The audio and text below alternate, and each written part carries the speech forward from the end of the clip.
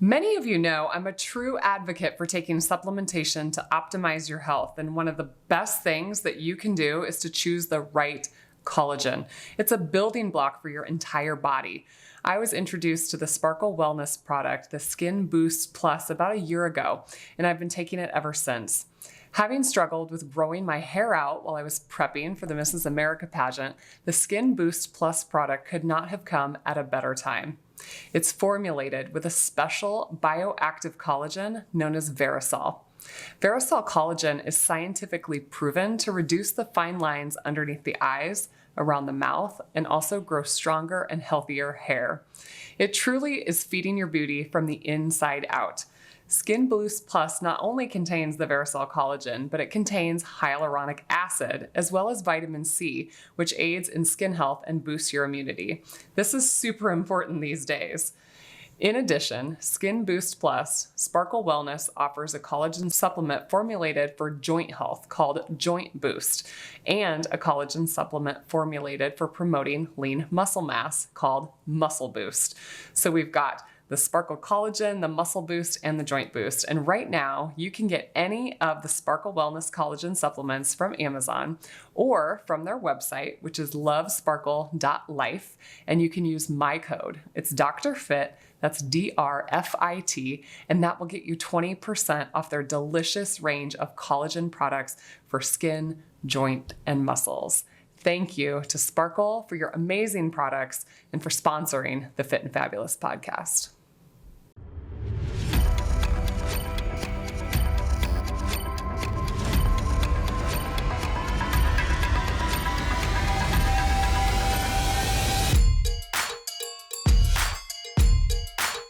Welcome to the Fit and Fabulous podcast with Dr. Jaime Seaman.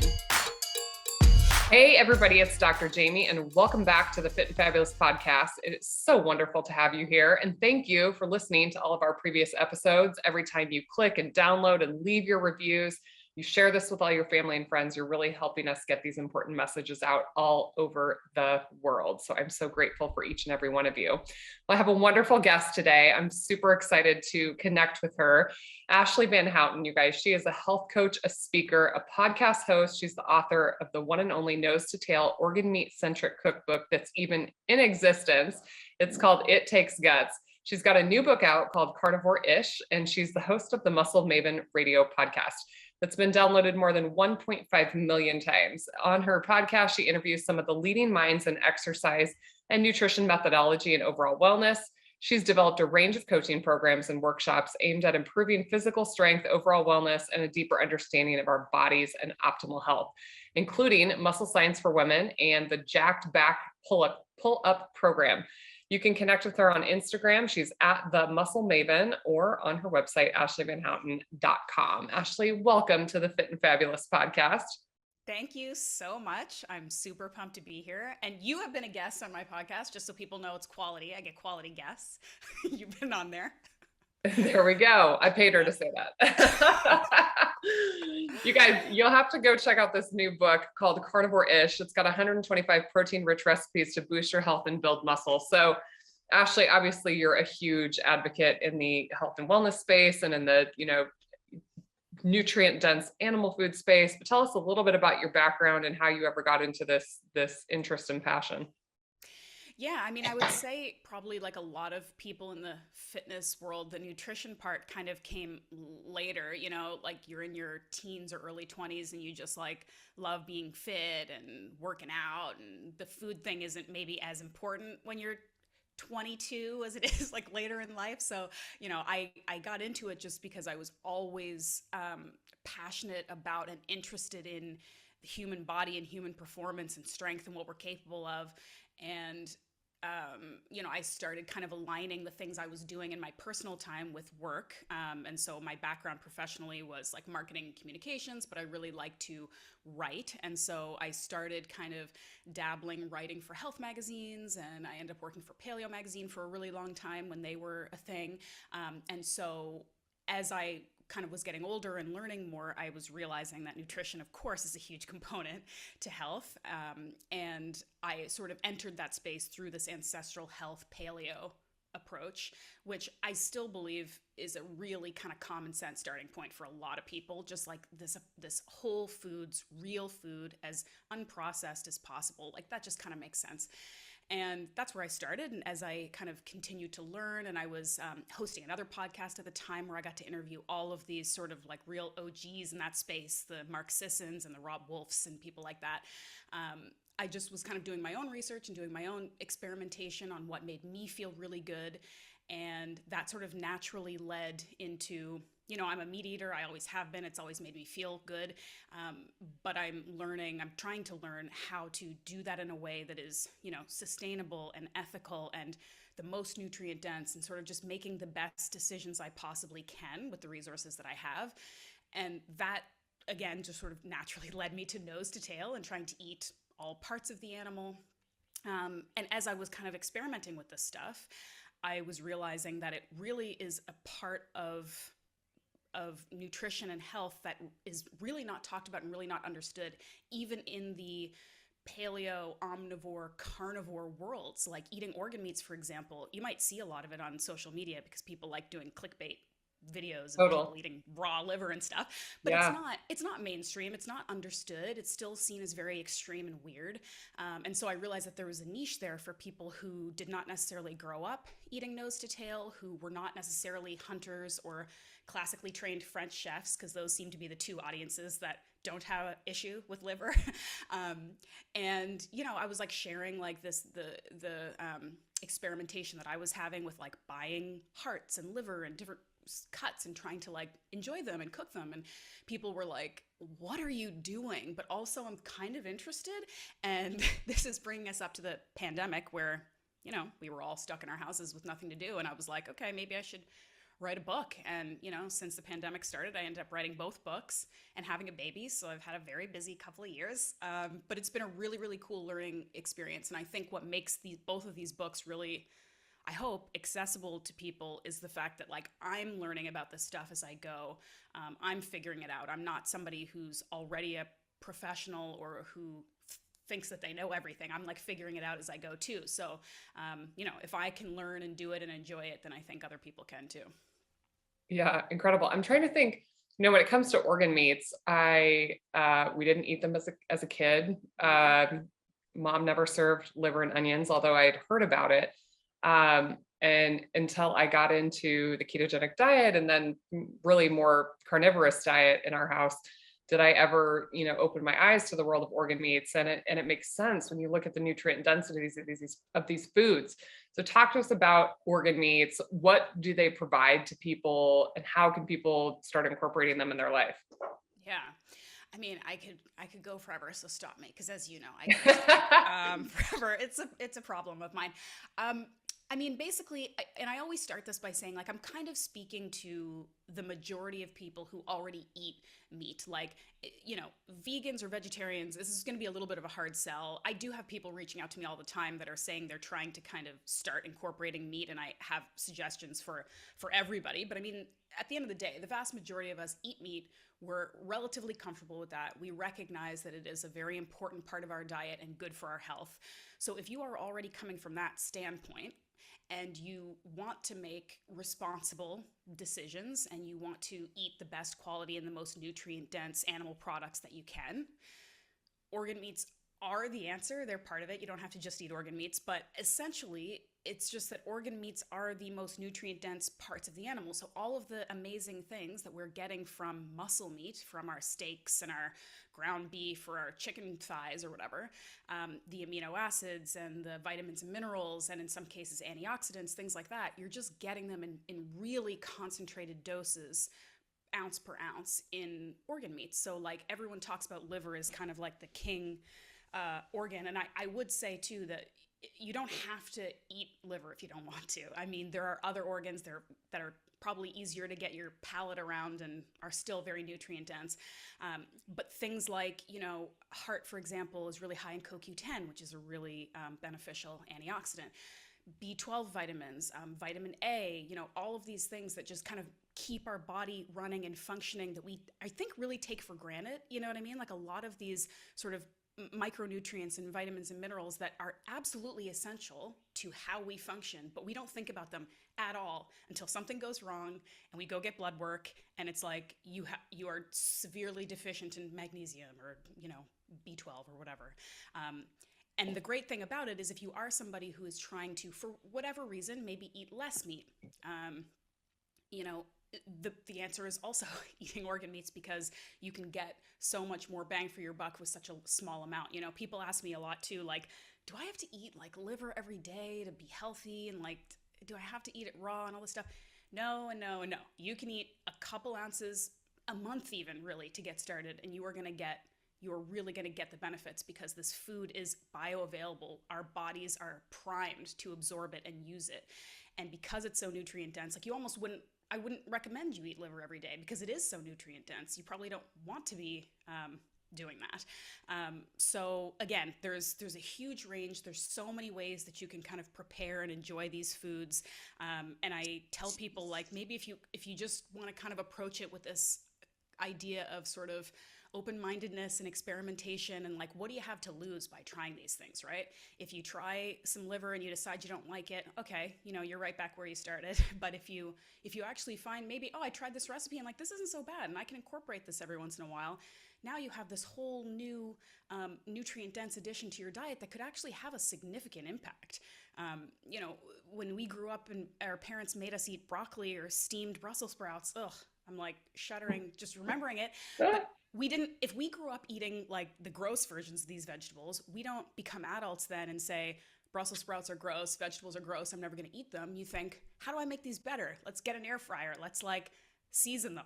You know what I mean? Yeah. And it's the same with organ meats. It's like, you just sort of need to spend maybe a little bit more time. Like, yeah, steak is pretty easy to love, but these things are worth it. And if you put a little bit of time and effort and kind of just sort of have fun with it in the kitchen, you might find that these things are actually a lot more fun and enjoyable than you've been led to believe. So what are some of the easier ways to start to incorporate it, maybe like hiding it in food? Like I'd like to pretend I'm saying I'm doing this for my kids' benefit, but even me as an adult, like I usually like swallow the liver whole, because it's not super palatable to me. So I'm sure there's other people out there listening that have these same thoughts. Yeah. And I mean, I have no problem with people hiding it. I think that makes a lot of sense for a lot of people. I mean, the big recommendations I have for people who are trying to incorporate it on like sort of a subtle level is just like you said. So you hide it by maybe mixing some ground liver, kidney, heart, whatever, into your ground beef. And a lot of butchers will do this for you already. A lot of nationwide sort of like online meat companies have these sort of pre-ground mixes already. Force of Nature is one, US Wellness Meats, like a lot of places now will do this. And they do it usually in a ratio of like sort of a 4-to-1 ground beef organ mix, so that the texture is virtually indistinguishable. The taste is really, really similar. And if you're, seasoning your foods, you're making meatballs, burgers, sausages, whatever, you're really not going to taste much of a difference, but you are getting a nutrient boost. So that's a good way to do it. Another way to do it is like starting with like a pate, like a chicken liver mousse or something like that, because those are really like palatable. Like at the end of the day, I have a good recipe in my book. It's like cream and butter and like spices. Like it's delicious, but you're getting liver. It's very nutrient dense. I also recommend that people, if you're kind of like dipping your toes in, go to a restaurant and have a professional make it for you, so that you know what it can taste like, that it actually can be good. If you keep your eyes open, a lot of restaurants have organ meats on the menu. You can get bone marrow. You can go to a French restaurant and get foie gras or sweetbreads. You can get tongue tacos, all kinds of different soups and stews that have like tripe and stuff in it, that maybe you're like, I'm not ready to do this at home. But when you have somebody who knows what they're doing make it for you, you're like, wow, this is actually like really delicious. And just another practical point that I would tell people, if they're willing to kind of experiment and go out and buy some things and try it at home, is to start with smaller animals. Because again, we hear a lot like beef liver. It's beef liver. Just eat it raw. It's good for you. Down the hatch. Beef liver is a very strong flavor. Chicken liver is much more mild. Smaller animals, their meat is going to have a milder flavor. Even like lamb lamb liver, lamb heart, lamb tongue, turkey, duck, whatever. So maybe don't go like straight for the buffalo heart or whatever. Like start with the smaller animals and kind of work your way up. They're easier to handle. They're easier to eat. So those are a couple of recommendations right off the bat. Fascinating. Yeah, I know a lot of people have done the beef organ blends, and we're actually going to ask our butcher to do that this year. We have our family eats basically 2 half beefs per year, so we just buy half the cow, and we've asked for the organs, and I've played around with the liver and the heart and things like that, but we're gonna mix it in there this year just so that we're getting it on a more regular basis. Nice. Okay, so let's talk about training. I did a bodybuilding competition this year, and I know that's something you've done in the past. Yeah. Talk about your experience. I'm so interested to hear about it. I certainly, have my own opinions, but I know you're a huge advocate just across the board for women in resistance training. Yes. Well, first of all, again, congratulations. I was fascinated watching your experience. I just think it's super cool. I mean, I feel like I have maybe some like controversial opinions about bodybuilding just because I see a lot of people really love it until they don't, and then it's like it's very polarizing. Like people are all like, I'm a bodybuilder, like living that bodybuilder life, or they're like, this is the worst thing ever and everyone who does it has like mental problems. You know what I mean? Like people don't feel it's like neutral. staying in an abusive relationship and then finally you're like, okay, yes, my partner's an abuser. Yeah, and I'm the idiot that stayed in the relationship too long. I guess, but I also feel like you're like the abusive person in that relationship is probably like you at a certain point because anyway, so I mean, I did it. I dabbled in the bodybuilding as well for a few years, and I still have generally for myself personally very positive feelings about it, but I think that I had a unique experience, and so I feel like clear and forthright about what I think is a healthy way to do this and what isn't. And I did have a blog back in the day, and it's not around anymore. And I kind of wish it was, because I really was like, I wasn't trying to become a pro at this. So I was like, I'm going to really say what's going on, because like, I don't care. Like, I don't care if people don't like what I'm saying. But anyway, I think that the experiment of working really hard and being very, very strict and regimented for a finite amount of time can be really, really interesting and eye-opening for some people, right? Like you can really learn about your body in a way that is fascinating and can be very helpful. And when I did it, it was that way because I had always been leading up to that point, just working out and trying to eat healthy. And, it was this classic thing. I'm sure you got it a lot too. That because I like to work out and I had some muscle, people were like, you should do bodybuilding competition. Like, you should try it. And I was like, I can't eat like that. Like, I'm not trying to be that strict for that long. Like, that doesn't seem like something I could do. And I eventually was just like, well, I'm kind of just, I don't know. I'm like I want to do something interesting. I want to like challenge myself. So I'll try it. And I think, honestly, you tell me if you feel this way, but I think that the fact that I got into it like quite later in life helped me. Like I was, I don't know, 29 maybe when I did my first competition. And I think because of that, I did have a better idea of my body. I maybe had a little bit more, this is generalizing. I don't want to like offend anybody, but I feel like I was a little bit more maybe confident and like sure of myself than I would have been if I had done it when I was 20 or something. Like I just, I really was going into it for my own personal learning experience rather than I need to be skinny or have a six-pack, which was still having a six-pack, which was a part of it, and it was very exciting and interesting for me. But I also learned that like having a six-pack doesn't do anything. It doesn't change your life in any way, like you get the six-pack and you're like super proud of yourself because it was really hard work. Exactly. And then you take a picture and everyone's like, whoa, look at you. And then like you move on with your life. And I think that was actually like a good experience for me too, because you can know that, but then when it actually happens, you're like, oh, this does not change who I am. It doesn't change my value. It's literally just a phase of my life. But I really made sure when I did it that I spent the time and I found a coach who was somebody that I felt our values aligned. She was a pro and she looked a way that I thought was healthy. We weren't dabbling with any extra curriculars. I wasn't willing to I wasn't willing to risk my long-term health. Now, I will still say that like getting to a unrealistic body fat level is potentially unhealthy, right? Like if you are staying there for too long, or if you're, I don't know, it can mess with your, I guess, it can mess with you physically and mentally. But I did everything I could to do it in as gradual and as safe a way as possible, and come out of it in as gradual and safe a way as possible. I also focused on that, what comes after the competition part, because that's a huge part that's missing for people. Yeah.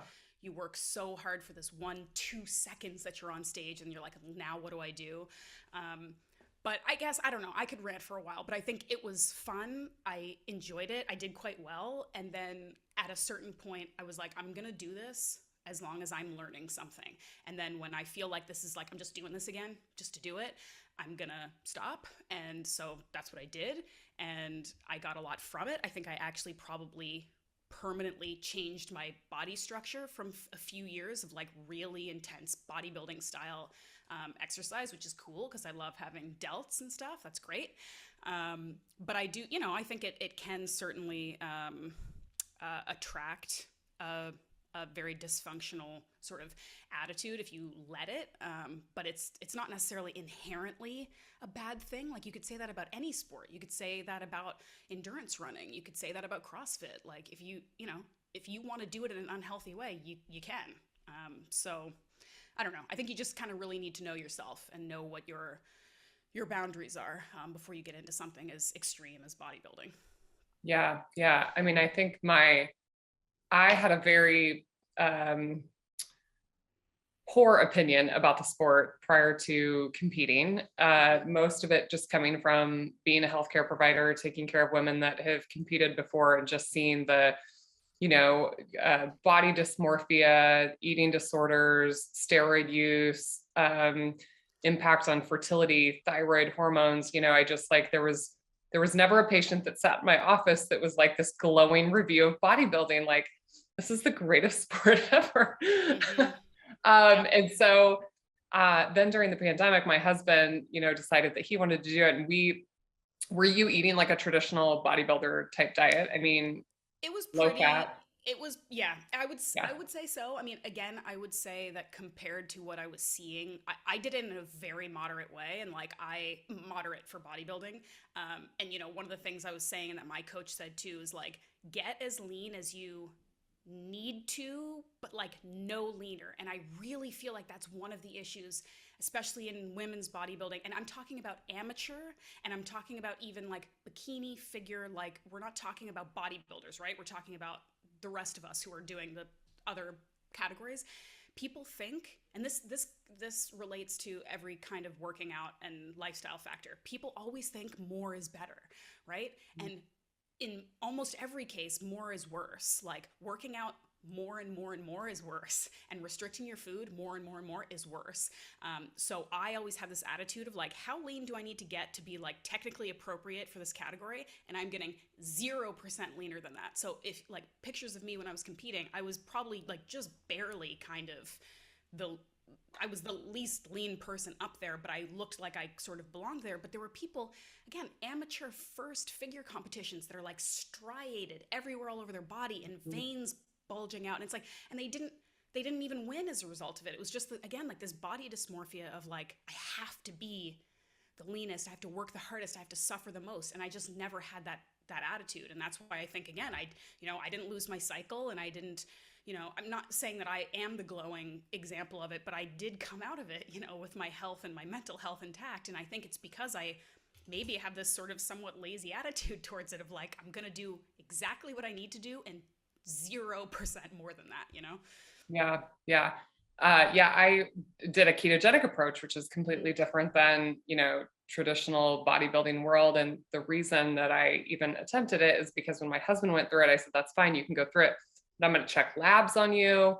We're going to look at your thyroid, your testosterone. We're going to check your lipids, and, kind of this little N of one experiment. And his labs looked amazing. And honestly, he made it look so easy. Like he never complained. He never, he's a dude. I know. Oh my gosh. I mean, I was like, okay, maybe. And then I thought, okay, I'm going to try it to experience it instead of, just coming at it from a judgment aspect. I'm going to live it, breathe it, do it. And I'm going to check my own labs and see what happens with my body, because maybe there is a better, approach to this. Like maybe I can be an advocate for some of these women that maybe, a low carb and maintaining fat in the diet is maybe more advantageous. So I did it, and what I did love about it is I don't think that there are a lot of opportunities in our day-to-day life to really, really this idea of delayed gratification, with like the advent of Mm, social media. It's this like finished product society, and everybody shows their one picture of the day that they were the meanest, leanest, most shredded, and everybody wants to be that. And that's what we're all chasing. And I don't think people, first of all, understand the level of sacrifice it takes to get there. But just in general, this idea of delayed gratification. Are you willing to put in 6 months of work for, one day? And I think you could apply it to anything. I think you could apply it to furthering your education, to yeah. building money up in your bank account, to it's we just nobody's willing to actually enjoy the journey and the process and the work. So that was the one thing I actually did like about it, was it just gave me this crazy sense of purpose. Yeah. For many months I was so focused and dialed in on just the process and doing the day-to-day work. But honestly, I feel like it made my life less stressful, because I So think on a day-to-day regimented. basis, I have so many decisions to make, right? I'm like a doctor and a mom, and I've got this and I've got this, and I'm trying to figure out which direction I'm going to be, focusing on or pulled in on that given day. When I was in prep, it was like my diet was already, figured out. I had meal prepped on Sunday. I just grabbed it out of the fridge. My workouts were already planned. You're going to, do resistance training here and 20 minutes of cardio here. I just automatically was, prioritizing sleep, prioritizing less stress in my life.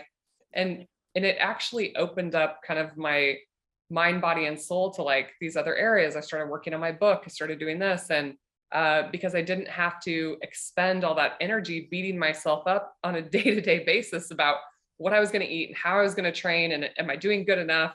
It was just like execute, execute, execute, execute, execute each day. Hmm. And it was less stressful, to be Yep. honest. And then you're right, coming off the back end of the show, kind of like transitioning back into the quote unquote like real life, real world, is a scary place for a lot of competitors.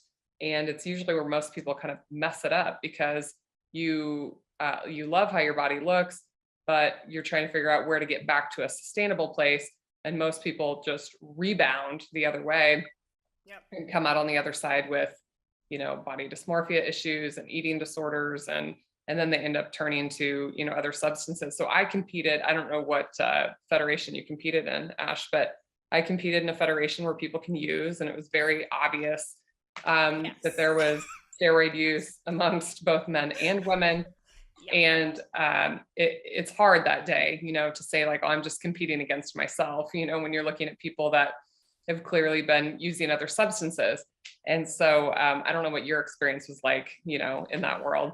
Listen, I will say this is the one area where it's like I talk about like, yeah, you compete against yourself and don't judge other people and all this stuff. But I feel like this is one area where like you can be a little bit smug, okay? You can be like, well, I'm doing this without all the gear and all of the like, I don't know, thermogenics and fat burners and straight up steroids, because it was the exact same thing. Like I actually did compete in um, a natural Natural federation, federation. Yeah. but they don't test. Like literally, the rules were basically like if you want to challenge somebody, so I'd have to like go to the people, the organizers, and be like, hey, I think this person's like juiced up, and they'd like, you know what I mean, like no one's doing that, like no one's testing. So yeah, it was obviously extremely apparent. I was also always very proud of myself that like no one ever accused me of being on steroids, because it was very obvious that I wasn't. I'm like, there's not a vein to be seen on my body, like. On But Instagram, they will, though. well, it's funny a little bit maybe, but I did actually get a couple. But the fact that I didn't get a lot, it was like, you can tell that I am not on steroids. But yeah, I mean, I have some questions for you though. Would you do it again now Yeah, that I'm you've done still it? kind of in the 50-50 world. Like Okay. I enjoyed the experience. there was some stress in my body. Like I started at the end, I started to lose my hair. Like my hair started to kind of, I mean, just the low calories, but my labs looked great. Like my estrogen maintained, my thyroid looked good. Um, Yeah. I mean, I think I would.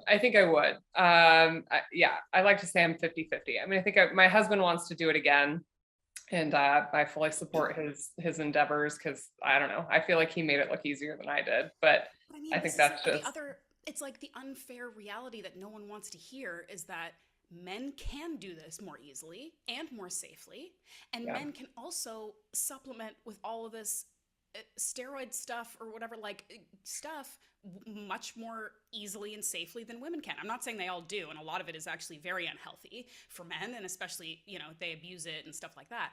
But at the end of the day, women are not meant to be doing this kind of steroid No, we're manipulation and creatures of reproduction, and thank God that I mean, I'm knocking on 40's door, and I'm at a point in my life where I've had my kids, I've breastfed my babies, and done all the things, and so I felt like it was a good time in my life, to Mhm. attempt something like this, but we're not the same as men, No. because we're reproductive creatures, I think there's bigger consequences, to be Yeah. honest, in the sport. So And another kind of unpopular opinion that I've always had, because again, I was doing this at an amateur level. I made it to just like, if you compete again, you could go be a pro or whatever. And I was like, everybody here is on so much juice. I don't want to do this to myself. But, I did well and I competed just enough. But I tell people, I'm like, the other difference is like, for those of us who are doing this for fun and for self experimentation, why would you risk your health and happiness and like long term wellness to look good for one day? It's so ridiculous. Like there are professional bodybuilders who are making hundreds of thousands of dollars and they are taking calculated risks with their health. Just mhm. like a lot of very high level elite athletes. I'm not saying it's necessarily great, but like we look at these professional athletes and we think they're perfect and beautiful and rich and they look amazing. And a lot of those people are very unhealthy because they have to live in a way that is not actually good for their bodies physically. But for the rest of us, like we're paying to enter these competitions. We're paying big bucks for Oh, it's trainers and super suits, expensive. crazy Super expensive. expensive.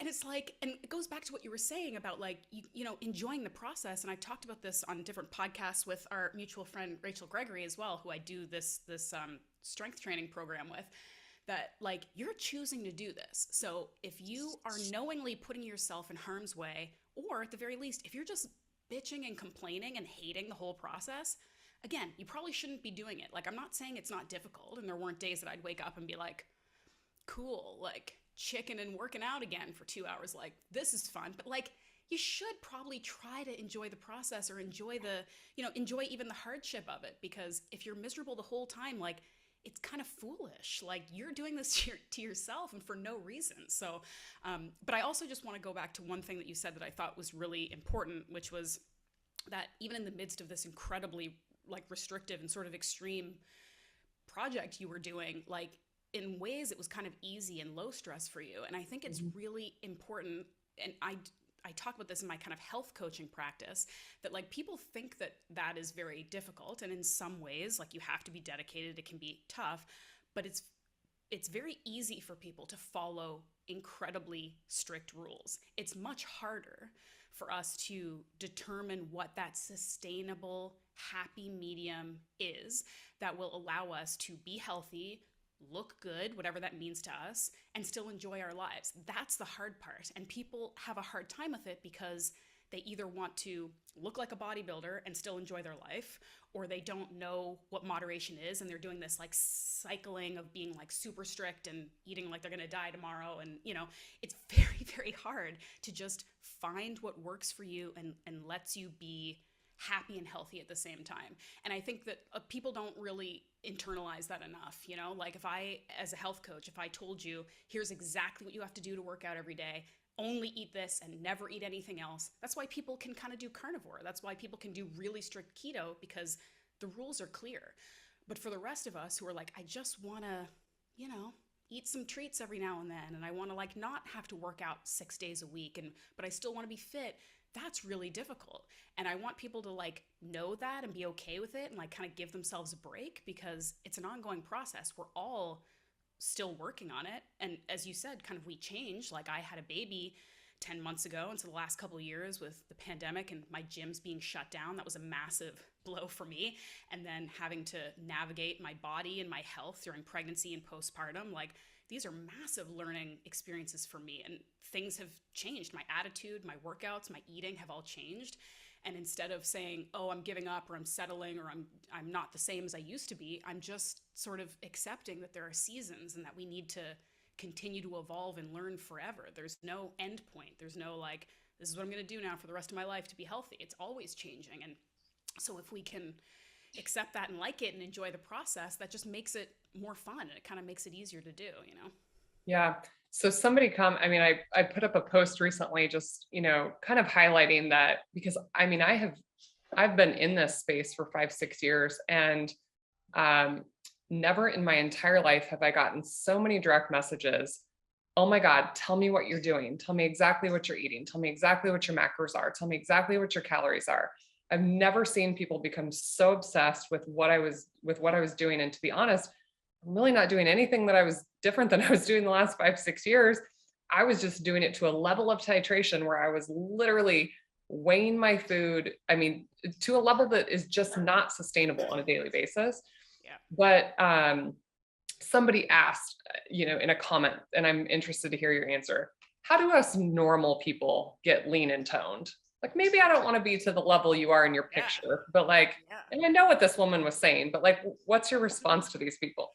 Yeah, I mean, it's funny because I think a lot of people in the bodybuilding world, and I said this too when I was doing mine, that like I liked myself best like 6 to 8 weeks before competition, which is exactly I think what people are talking about. Like most people don't want to look like you look on I want to go halfway competition there. day. Yeah, exactly. But halfway there is actually more than halfway's worth of work. Like so basically what I tell people a lot, and it can be very frustrating I think on both sides, like with the coaching and stuff that I do, it's just it takes so long. It takes so much longer than you want it to if you do it in a sustainable, reasonable way. Because again, going back to what I said before, anybody can be given rules for the next 3 months and you have to do it or else, and you will lose this much body fat, you will look like this, whatever. But to say like, you just want to live and look a little bit better and be a little bit more toned and be a little bit more fit. Like what it takes is making the right decision most of the time, every day, for the rest of your life. So it means always prioritizing movement, not crushing workouts every day. It just means try to just move your body a lot. Try to not be staying still all the time, Try to eat nutrient dense foods most of the time, not low calorie, not less food. Just make sure that what you're eating is actually nourishing your body. Because that's the other big thing that I think so many women have a hard time with. We're so ingrained to think eat less, eat less. And we're even saying this with the bodybuilding thing. That's a big part of it, is to gradually eat less and less. And then you look this way. But I know so many women who eat very little, and they are obviously not happy with their body composition, and they're holding onto fat, and they're not building muscle. And that's exactly why, because they're afraid to eat foods that feel satiating and filling, like the protein conversation that I'm always having with people. And Rachel and I talk about this ad nauseum in our course, and we do like co-podcasts all the time, co-hosted podcasts, that this toned concept people think is like, if I just keep losing fat. And our other mutual friend, Dr. Gabrielle Lyon, talks about this. It's not, we need to switch the priority from we all have too much fat to we don't have enough muscle. Yeah. And again, that doesn't mean that listeners need to look like you or I, or they need to look like bodybuilders, they need to look like American gladiators. It means we need to focus on trying to be strong and getting that muscle that's going to make you look better. It's going to make the fat, it's going to help you burn fat. But we focus on the wrong things. We focus on restriction and suffering and trying to get smaller instead of actually fueling our bodies for the work it needs to do to build the muscle that looks good and keeps us healthy and makes us look toned. Yeah. That's it. Yeah. And there always seems to be like this 5 or 10 pounds that, when patients come into my clinic, there's always just this, I just want to lose like 5 pounds. I just want to lose like 10 pounds, right? It's never like, and I tell people, there is a body fat percentage that is healthy. Mm-hmm. And nobody was DMing, blowing up my DMs when I was 22% body fat. That's a damn good body fat on DEXA. Hmm. You know, Yep. and you know, you might be really healthy, even though there's 5 or 10 pounds that you aesthetically want to be gone. And it can be, you can lose that. But I'm telling you right now, you won't be drinking wine. Yep. You're going to have to measure your food. Like what are the sacrifices that you really want to make for that 5 pounds, you know? Absolutely. And that's just kind of the reality check sometimes that we have to acknowledge. So, Yeah, and okay. it's tough. It's tough for us to acknowledge it when we have this online world where we see people who seem to be doing everything that's fun that we would want to do, but they also look like they have a six pack because a lot of what is online isn't the full story and isn't accurate. And so we're led to believe that we can have it all, and if we don't have it all, we're failing. But the reality is, there are always sacrifices that have to be made for different things. If you prioritize hanging out with your friends and drinking wine, you may sacrifice that 5 or 10 pounds that you don't want to have. If you want to have a six pack, you may have to sacrifice that social time. Like, that is the reality for most people. But we try to pretend that it's not. It's too bad. And I will say, I did not avoid any social events, and I went on vacation multiple times during my prep. Good. And it can be done. You know, I flew with my food sometimes. I had like frozen meals from Icon Meals that I knew I could hit my macros. I went to social events and I had no shame in drinking water with a couple limes or like a soda water with a couple limes. I mean, your real true friends and family, I mean, they knew what I was doing. They were there to support me. I did not avoid social events. And so, you know, even if you are trying to start a healthier lifestyle or whatever it is, like, don't be ashamed of that. Like let the people in your life know so that they can support you. Um, so I don't want that message to be like, you're going to have to give up your social life if you want to lose 5 or 10 pounds, Yeah. but it will take a level of commitment in your brain and execution, you know, to say, I'm not doing anything that doesn't serve me today. Mhm. And excuses show up in our life. They're subtle, they're seductive, and they're believable. And Yep. and you know, it's really pervasive. But there's so many things that are keeping you from being everything that you want to be. And you just got to decide what you want and do it and go for it. And okay, so I want to segue. So you just had a baby. Congratulations. Thank you. Tell us about how you ate and trained during your pregnancy. Yeah, so I mean, what a trip. Like, you've done it a few times, so you know, but whoa, Well, I didn't do it the crazy. right way. You learned some things after the fact, huh? Yeah.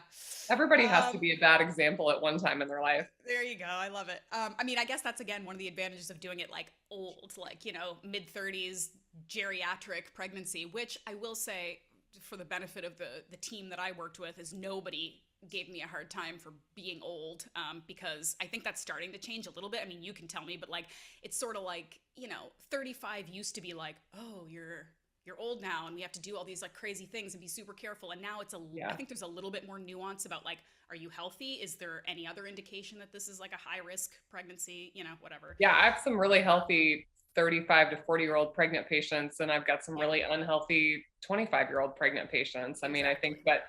but we just know from a statistical standpoint, genetic risk, you know, Right. with the eggs splitting and things like that, that there are Right. some increased risk after age 35. And then statistically, people get less healthy as they age, but not Right. you. Right. Not me in this case anyway, but yeah, I mean, it was one of the most incredible experiences of my life. I really aimed to, my goal. Everyone talks about like your birth plans being like, get ready to blow that up, but my goal was to give birth in a birth center, and it's different in Canada than in the States.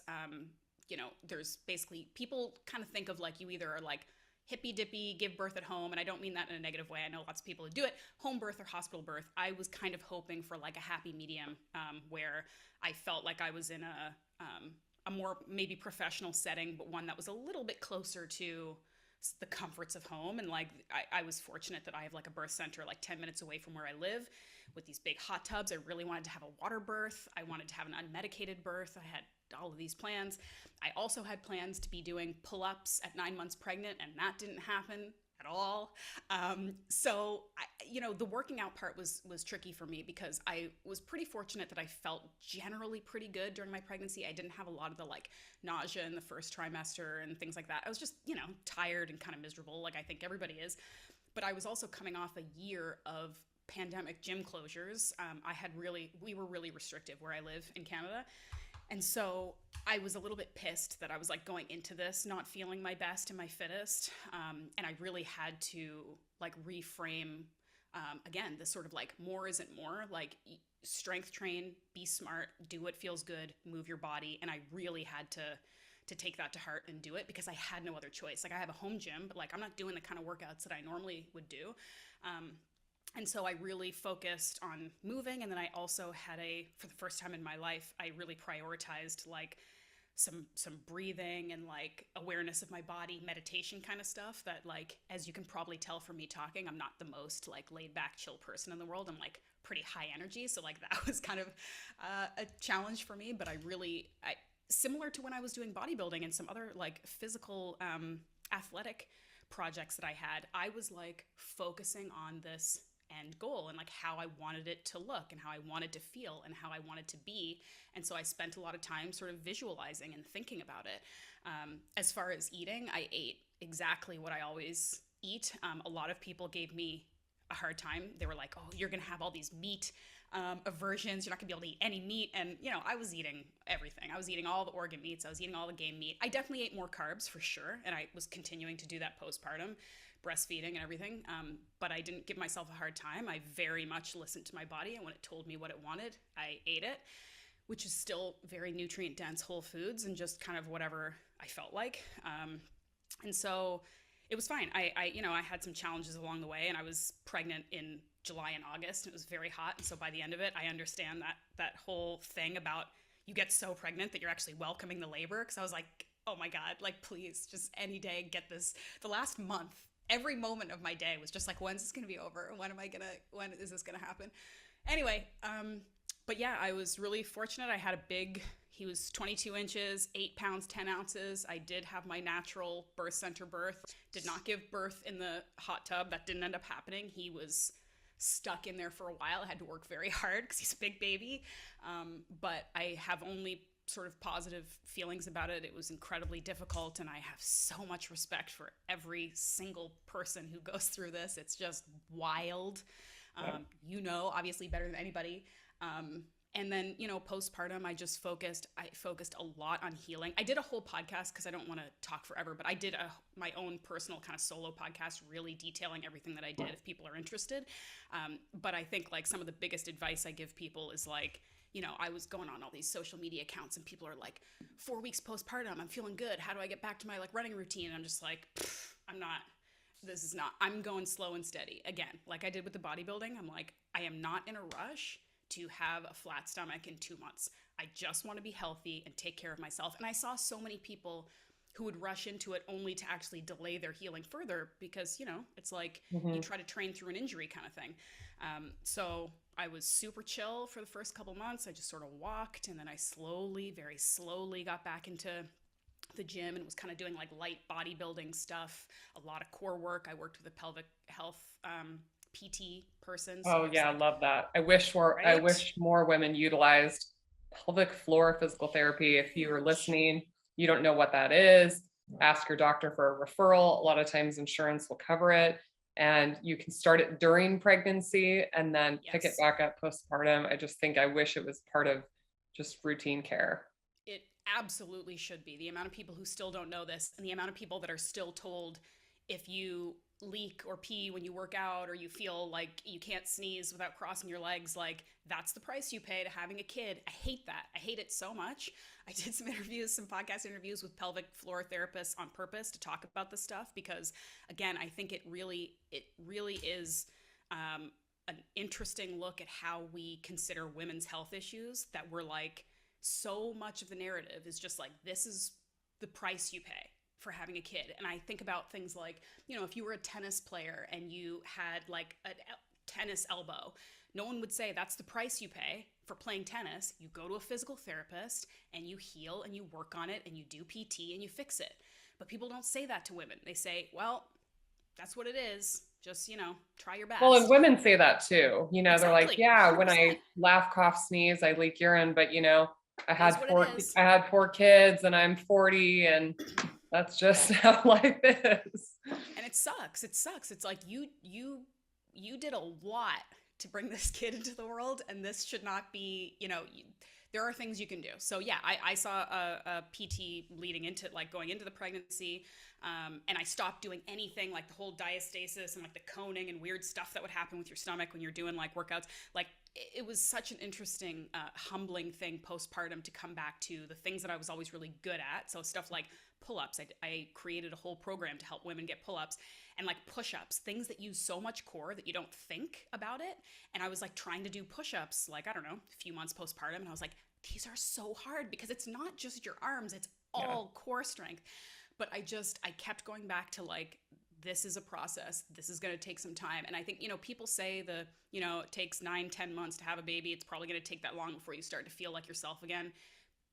Quicker for some people, longer for some people. But like, that does make sense to me because I'm like 10 months postpartum now. And, I've been feeling good and working out for a while, but like, I really do feel like every day I'm still feeling more like, all right, I feel more like myself again a little bit. And I'm feeling strong, and I'm starting to like work out in ways that are more for me than for healing. Like, it's just starting to kind of gradually move that way, I think. Yeah, you're But right at that mark. I say 40 weeks in, 40 weeks out. that's it. And it's good. It's like right around summertime, so I'm feeling good. I'm like, I feel more like me again. Yeah. But I was okay with not feeling 100% like me. Like, there were days, of course, where I'm like, how am I ever gonna be me again after that? Like, I look at pictures of myself 10 months pregnant, and I'm just like, what? How do human bodies do this? It's fascinating. But I really tried to like practice what I preach and say, like, instead of thinking about all of the ways that this is going to ruin me or I'm never going to be the same, I think about how incredible our bodies are, what we're capable of, how I can support myself in being as healthy and safe as possible during this time, and then see what I can do afterwards. And like, I feel nothing but excitement about it and happy, and I'm of course stronger in so many ways, and it's just been incredible. How are you? Your baby is obviously starting to eat, real Oh foods. yeah. How did you start to incorporate, a lot of the things you incorporate in your own life into your baby's life? Yeah, I mean, it's funny because I did actually get like a lot of interesting comments from people who on social media who were asking me, like, in my pregnancy, what I ate. And again, I'm not saying this is advice, I'm just saying what I did. Like, I ate sushi and I ate some runny eggs, like, not all day, every day, but like, I ate liver, and people were saying, like, do you need to be worried about vitamin A toxicity and all those things?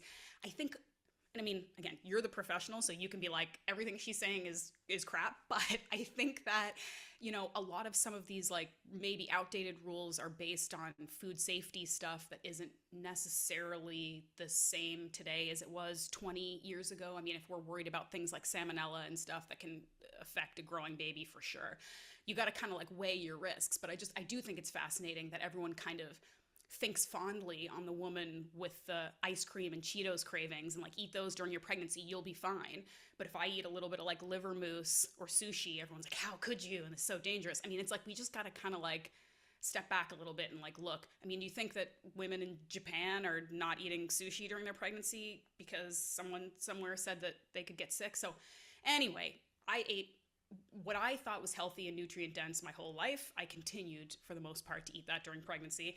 And I kind of apply that to my son as well, where, obviously there are some things that aren't appropriate, and for allergy purposes and stuff, you got to kind of feel some things out in the first year. But I feed him liver in small amounts. I feed him lots of protein. I'm trying to give him everything because I want him, of course, to experience all the things and the textures and tastes, and grow his palate and things like that. But I think I'm also fortunate. I don't know how much of this is genetics and how much of it is luck, but he's like a very good eater. He was interested in eating like right away, and I kind of slowly got into the like puree and then the baby led weaning, and I was kind of mixing it together as we felt comfortable. And but he eats everything, like, he eats what we eat. Whatever we're having for dinner, he eats the baby appropriate version of that, and he generally like crushes all of it. There's been very little that he doesn't eat so far. So Yeah. it's been cool. It's been exciting watching him like have these experiences.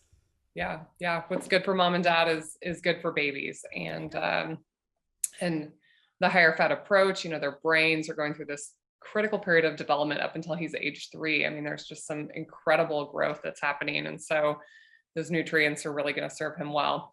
So I end all my podcasts with something called the semen analysis. And I pull an interesting study, and it's totally pertinent to the topic that, we've talked about today. This is from the journal called Nutrients. It was published in August of 2019. The title is The Role of the Anabolic Properties of Plant versus Animal-Based Protein in Supporting Muscle Mass Maintenance. And this was a critical review that was done. So, there's such a push right now for plant-based diets, plant-based diets, plant-based diets. And I was just talking about this on another podcast that I recorded, that I have a fear that as we use this as, really honestly, a political divisive way to push people away from eating nutrient dense animal foods like red meat, that it's really just going to push people to eat more processed carbohydrates. And so I want to discuss the differences between plant and animal proteins when it comes to muscle health, and which is directly tied to metabolic health, because plant proteins are not equal to animal proteins. And so in this study, plant source proteins, people will argue that they offer environmental and health benefits, but when we study plant-based proteins, they have less of an anabolic effect than animal proteins due to their lower digestibility, lower essential amino acid content, especially leucine, and the deficiency in other essential amino acids like sulfur amino acids or lysine. So plant amino acids are directed towards oxidation rather than used for muscle protein synthesis. And in this review, they evaluated the ability of plant versus animal proteins to maintain skeletal muscle mass in a healthy, especially in older people, and to look at the different nutritional strategies that could improve anabolic properties of plant-based proteins. Among those strategies would be increasing protein intake that would increase the positive acute postprandial muscle protein synthesis response. So essentially you can get it, but you have to eat more of the plant protein compared to an animal protein. And I want people to understand this, that they're not the same, especially if you're supplementing with like a pea protein versus a whey, if you're getting it in your diet. But if you care about age-related muscle loss and you want to mitigate this, what we call sarcopenia, that's age-related muscle loss, outside of any disease state. So this isn't like you got cancer and lost your muscle or something like that. This is just like a normal, healthy person that loses their muscle, age-related sarcopenia. There is definitely a nutritional approach that is appropriate, and animal proteins could profoundly impact that. So optimizing protein intake, right, reduction in muscle mass loss, reduction in metabolic diseases of aging. You guys, you have to consider animal protein in the diet. What do you think, Ash? I love it. I'm so grateful that there are people like you who are, obviously science backed and research backed, rather than like goofballs like me who are just like, it makes you feel better, I promise, like trust me. I'm glad that there are people like you who back it up. And if I can just add one thing to this, because it's relevant, is obviously I agree with you wholeheartedly. That's what I'm dedicating my books and my life's work to. But I found it very interesting that, again, during my pregnancy, I was doing a ton of research. I'm one of those people, I like it. I was listening to some podcasts, and I was listening to 2 nutritionists who were plant-based, and they were talking about how to eat during pregnancy. And they said, if you can, if it's not a serious like health or moral or religious reason, it would be really great if you could eat animal protein during your pregnancy, because it is so beneficial to the growing fetus, to the growing baby, to all the like all the amino acids, like given the reasons basically. And I was like, my mind was blown, because I'm like, these are plant-based advocates telling you that when it really matters, you should be eating animal protein. And it like gave me chills, because again, it's like, it kind of shows that like, this is what you actually need, and this is what a growing baby needs. But like, you, when you're not pregnant, like just do whatever, you'll probably be okay. But like when it matters, eat animal protein. And so to me, that was very eye-opening. And I mean, it's obviously just kind of reiterating what I already know, but it's something to think about, that when like plant-based advocates will tell you, maybe you should try eating some animal protein when you're pregnant. That's something to think about. Yeah. Everyone's going to have to decide for themselves, and everybody is going to have to live with the results of their own decisions. That's right. That's the hard truth. All Yeah. right, you guys. Well, Ashleigh, tell people how to find you again, how to follow you, how to work with you maybe, because I know you have some coaching programs. Yes, yes. Thank you so much. Thank you so much for taking the time. It's amazing to chat with you and catch up and talk about muscles. It's my favorite thing. So I appreciate you and I love your podcast. Yeah, I mean, you can find me on my website is just my name, ashleighvanhouten.com. I'm on Instagram at the Muscle Maven. That's my tag there. And I have a podcast called Muscle Maven Radio. I have a strength training for women program that I do with Rachel Gregory. It's called Muscle Science for Women that we do a couple times a year. That's super cool. And you can find my books. It Takes Guts is the organ meats one, and Carnivore-ish is the new one. And you can just find those wherever books are sold. Awesome. Yeah. If you guys are looking for some recipes, how to incorporate more of these nutrient dense animal foods, go check out Carnivore-ish. If you want to dabble in the organ meat world, It Takes Guts is Ashleigh's other book. So Ashleigh, thank you so much for your time. And everybody, make sure you download this, leave your comments, leave your questions, and make sure you share it with somebody because they might just get a little bit out of it. We appreciate it. Thank you so much, Ash. Thank you.